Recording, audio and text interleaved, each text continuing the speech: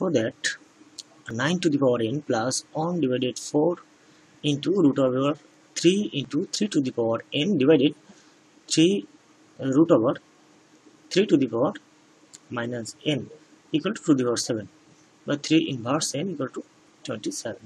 ওকে, তো এখানে বলছে কি যে এটা সমান সমান এটা প্রমাণ করতে হবে বা দেখাতে হবে। তো যেহেতু এই অংশটা সমান সমান এই অংশটা আমাদের দেখাতে হবে, সেহেতু আমরা left hand side equal to right hand side prove করব। সুতরাং আমরা এই লেফট হ্যান্ড সাইড নিয়েই অঙ্কটা শুরু করব। তো চলুন শুরু করা যাক, সরাসরি সমাধানে চলে যাব।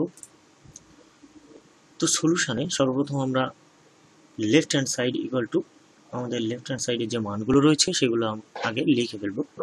তো এখানে লিখলাম n to the power n plus 1/4 root over 3 into 3 to the power n divided 3 root over n 3 inverse n তার টোটালটার উপর 1/n। ওকে, আচ্ছা, তো এবার আমরা সর্বপ্রথম যে কাজটা করব সমান সমান অর্থাৎ এই ব্র্যাকেটের ভিতরে যে মানগুলো আছে সবগুলোকে আমরা একটা ছোট করে নেব, অর্থাৎ 9 একে আমরা 3 স্কোয়ার করে নিতে পারি। সর্বপ্রথম পাওয়ার যা ছিল থেকে যাবে, তো সেক্ষেত্রে n প্লাস 1 ডিভাইডেড 4। ওকে, ইন্টু এখানে 3 into 3 to the power n তার টোটালটার উপর পাওয়ার হয়ে যাবে, যদি আমরা এখানে রুটটাকে উঠিয়ে দিই সেক্ষেত্রে হয়ে যাবে 1/2। টোটালটার উপর 1/n আছে, আমরা সেটা রাখবো এখানে, ডিভাইডেড 3টাকে এখানে রাখলাম, আর এই যে 3-র উপর একটা রুট রয়েছে এই রুটটাকে আমরা 1/2 করে দেবো, অর্থাৎ 3 ইনভার্স n তার পাওয়ার হচ্ছে 1/2।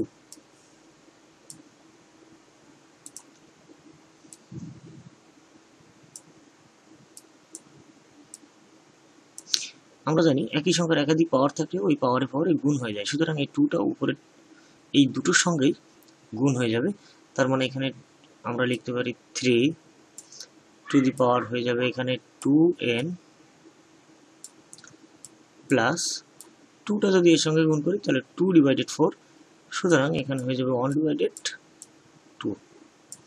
ওকে, আর এখানে যদি এই হাফটা দুটোর সাথেই আমরা গুণ করব, তো তার আগে আমরা ভিতরের কাজটা করে নেব। এখানে যদি আমরা করি 3, দেখুন এই 3-র পাওয়ার কিছু নেই, মানে একটা 1 আছে, তো গুণের সময় পাওয়ারটা যেহেতু যোগ হয়ে যায় আমরা ভিতরে লিখতে পারি 1 প্লাস n, তার পাওয়ার থাকবে 1/2, আর নিচে 3 রাখলাম। এই 3-র উপরে দেখুন মাইনাস n রয়েছে, তার আবার পাওয়ার রয়েছে 1/2, সুতরাং এটা আমরা একবারেই গুণ করে দিতে পারি। 3-র পাওয়ার হয়ে যাবে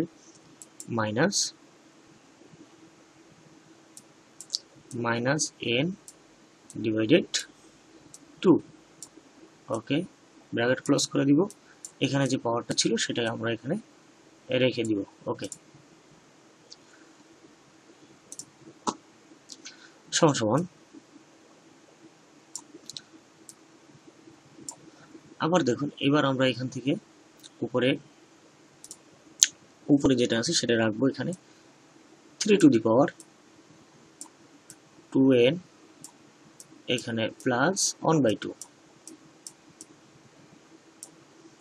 ইন্টু 3-র পাওয়ারে দেখুন একাধিক পাওয়ার রয়েছে, সুতরাং এই পাওয়ারে আমরা গুণ করে দেবো। তো এই 1 প্লাস nটা যদি এর সঙ্গে গুণ করি হয়ে যাবে এখানে 1 প্লাস n ডিভাইডেড 2,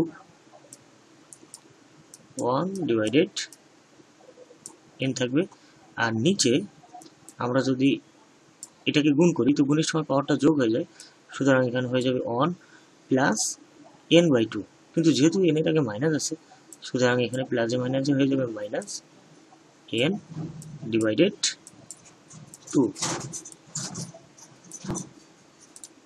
ওকে, তো এবার যদি আমরা এই যে 3 আর এই 3টা গুণ করি, তারপরে এই 3 এর সঙ্গে যদি এই 3টা গুণ করি তাহলে পাওয়ারটা অবশ্যই যোগ হয়ে যাবে। তাহলে যোগ হলে এখানে থাকবে 2 to the power n plus 1 divided 2 plus 1 plus n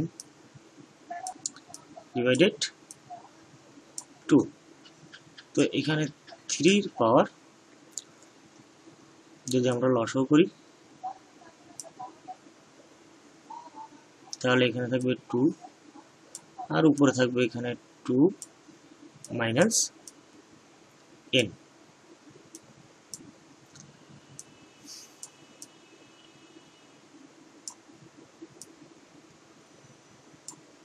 এখানে যেটা থাকবে 1 ডিভাইডেড n। আচ্ছা, সমান সমান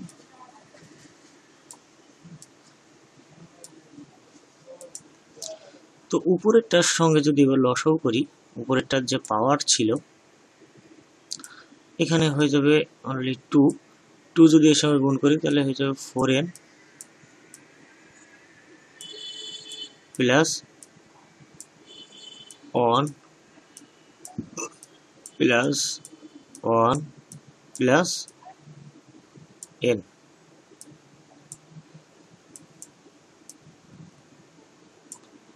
ডিভাইডেড n আর নিচে 3 এর পাওয়ার থাকবে 2 মাইনাস n ডিভাইডেড 2।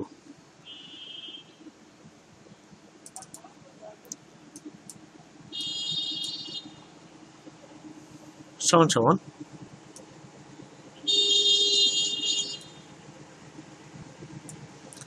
উপরে দেখা যাক কি থাকে। এখানে 3 টু দি পাওয়ার, নিচে থাকবে অনলি 2, উপরে যদি আমরা যোগ বিয়োগ করে ফেলি তো এখানে 4n আর একটা n, এখানে হবে 5n, তার থেকে যদি আমরা 2 বাদ দিই থাকবে 3n,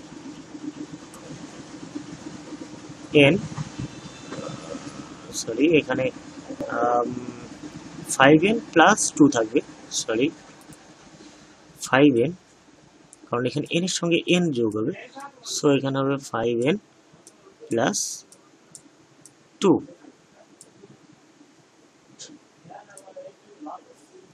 আর নিচে যেটা থাকবে সেটা হচ্ছে 3 to the power 2 minus n, যা ছিল তাই, ডিভাইডেড 2। আর এখানে সবগুলোর উপর পাওয়ার 1 ডিভাইডেড n সমান সমান। এবার এই 3টার থেকে এই 3টা যদি আমরা ভাগ করি তো আমরা জানি ভাগের সময় পাওয়ারটা সবসময় বিয়োগ হয়ে যায়। তো চলুন এখন আমরা সেটা করব।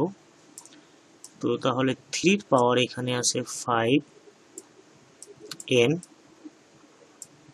প্লাস 2 ডিভাইডেড 2, ভাগের সময় হয় মাইনাস, তাহলে এখানে হবে 2 মাইনাস n ডিভাইডেড 2। আর সবগুলোর উপর যে পাওয়ারটা ছিল সেটা থাকবে, অর্থাৎ 1 ডিভাইডেড n।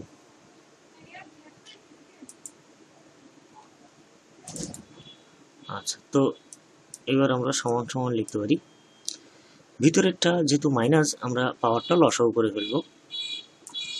দেখুন এখান থেকে 3 টু দি পাওয়ার হয়ে যাবে 2, এখানে লসাগু হবে 2, সুতরাং উপরে যা আছে তাই থাকবে 5n প্লাস 2 মাইনাস, এখানে থাকবে 2, যেহেতু মাইনাসটা ভিতরে গুণ করে দিচ্ছি এখানে প্লাস n হয়ে যাবে। আর পাওয়ার যেটা ছিল 1 ডিভাইডেড n, সেটা তো হয়েই যাবে। ওকে, সমান সমান এবার আমরা যোগ বিয়োগ করে ফেলবো। তো এখানে হয়ে যাবে 3 এর পাওয়ার, যদি আমরা এটাকে যোগ বিয়োগ করি তাহলে কি থাকে দেখুন, এখানে 5n আর একটা n, তো এখানে হয়ে গেছে তাহলে 6n,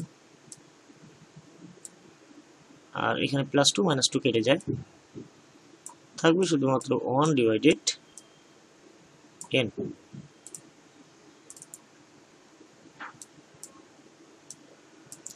আচ্ছা, এবার আমরা যদি ভিতরটাকে একটু কাটাকাটি করি, অর্থাৎ এই 2 আর 3 যদি কেটে দিই, থাকবে অনলি 3n, মানে 3 2 গুণ করলে 6 হবে, আর nটা তো থেকেই গেল। ওকে, এর পাওয়ারটা হচ্ছে 1 ডিভাইডেড 2। তো দেখো, সরি, 1 ডিভাইডেড n।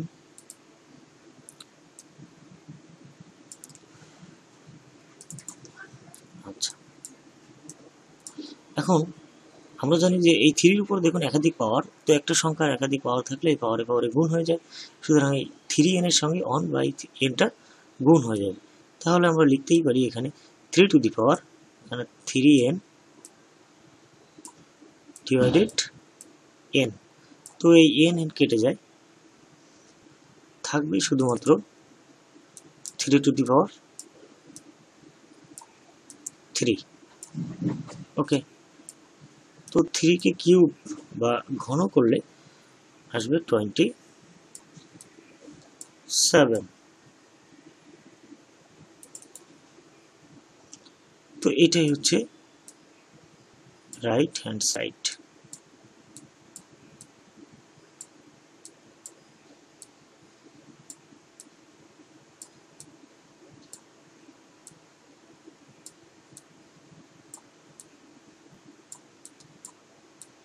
দেখানো হলো। ওকে, আশা করি অঙ্কটি বুঝতে পেরেছেন। তারপরেও কোনো প্রশ্ন থাকলে কমেন্টস করবেন। আজকে এই পর্যন্ত, সবাই ভালো থাকবেন। আল্লাহ হাফেজ।